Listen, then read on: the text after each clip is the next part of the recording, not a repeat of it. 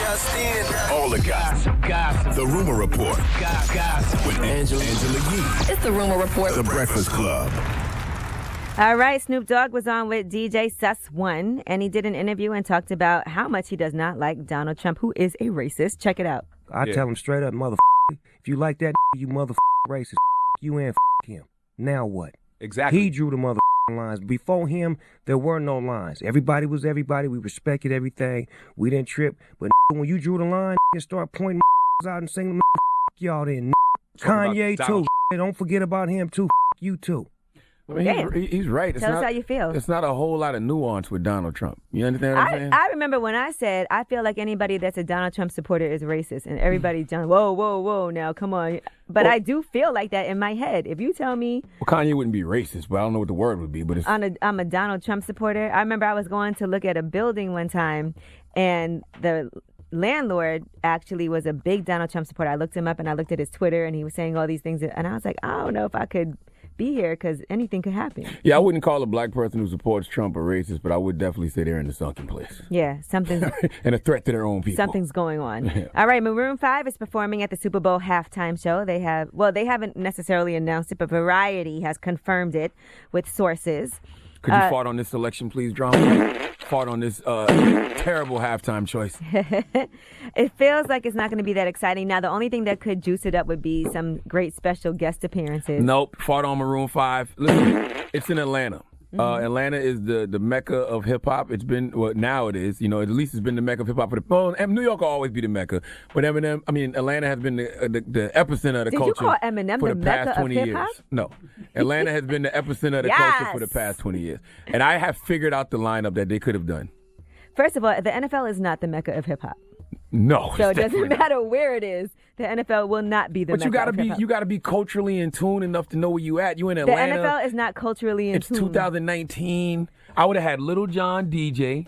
They could have did a quick crunk snap medley. Had the Young Bloods come out, do Damn, Snap Your Fingers, Crime Mob, do Knuck If You Buck. They could have bought out Jermaine Dupri and Ludacris, do Welcome to Atlanta. They could have bought out Outkast, Usher, T.I. Now, what if one of those artists would have kneeled? TLC. It's too much of a risk. And the Migos. That could have been the lineup. Picture that. That could have been the lineup. All of those guys are mainstream and global stars. They could have done that. Now, you think the NFL would have actually put that into play? In your head, realistically. We say that, but realistically, you think that would happen? No, because there's a bunch of culturally clueless corporate executives, a bunch of white people who don't know what the hell they're doing. All right, speaking of which, let's talk about Roseanne Barr. She was on the Dr. Oz show, and here's what she had to say about moving. I don't want to be around because I'll get drawn into a negative thing of defending myself or being angry for being mischaracterized, and I want to stay away from it. I want to stay in a joyous, positive, happy place that I've worked my way to again in my life. What are you going to reflect on while you're in Israel? Well, I want to be able to learn Hebrew, speak Hebrew fluently. I read very slow. She's trying to be delivered. She don't want to be a racist no more. You was on there too, right, Charlamagne? Not with her. I was on Dr. Oz's show speaking on a panel about that interview. All right, well, here it is. I think she's full of I hate apologies that people make when they're under the gun. You know, like that's not a genuine apology. She's only apologizing because she lost her show. She probably feels like she's going to lose a lot of other career opportunities. So the apology is not even authentic. Like she doesn't really feel sorry about anything that she said in no way, shape, or form. She keeps trying to blame everybody else instead of, holding yourself accountable. She keeps talking about intention. I didn't intend for it to come off that way, but you can't worry about intention in a situation like this. You got to worry about impact. So if you're acknowledging that your intention wasn't to offend, then acknowledge the impact that actually offended.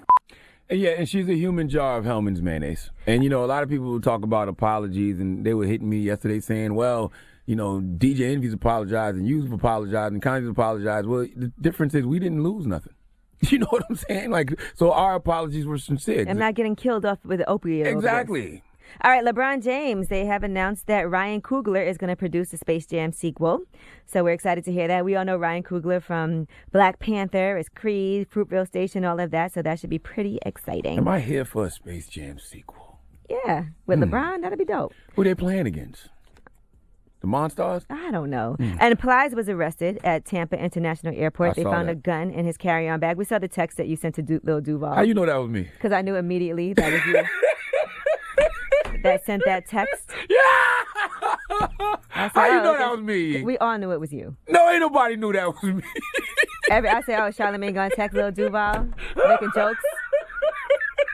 Like you want your hat off? Listen, I know the struggle. When I saw that video applied, first thing I thought was, please don't take his hat off. Please, man. Well, his mugshot has been released and all of that. He had a haircut, though. He did accidentally have a gun in his bag. And, you know, it's been happening to a lot of people moving too fast through airport security. But he's okay. He's home already. Yeah, that wasn't even my concern. I mean, God bless Plies. I hope he don't get in no trouble with that gun. It's a registered gun in his name. He's fine. I was just hoping he had a haircut. And when I saw his mugshot and he had the baldy, I thank God. You know that because you had to take your hat off up here the other day. Lord have mercy. In front of Lynn Whitfield, and it was a definite George Jefferson moment. Y'all don't realize that's my biggest fear in the world. One of my biggest fears is that I get arrested and I ain't got no haircut and I got to take that mugshot picture and have that receding headline looking like RoboCop with his mask off. Your rumor report. We got to end that.